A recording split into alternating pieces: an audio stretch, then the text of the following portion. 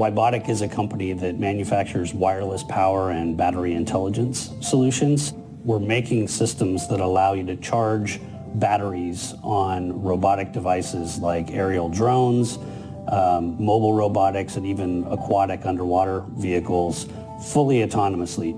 Our products have to move right along with the pace of drone development, which means we need to get our products to market very quickly. That's where the ANSYS product comes in. It allows us to run through a number of different scenarios in terms of how we want to design things like the enclosures of our products or other aspects. So it speeds up our development process pretty considerably.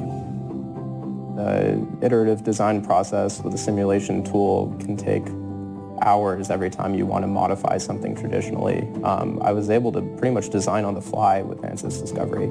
In a matter of 10 minutes, I could be analyzing a completely different geometry for thermal characteristics, airflow, all these things live with only 10 minutes of my input to change the system. So that time that we'd previously be spending can now be spent into usability, aesthetic design for manufacturing, all these components that go into a good product that we would have been too constrained for our business model.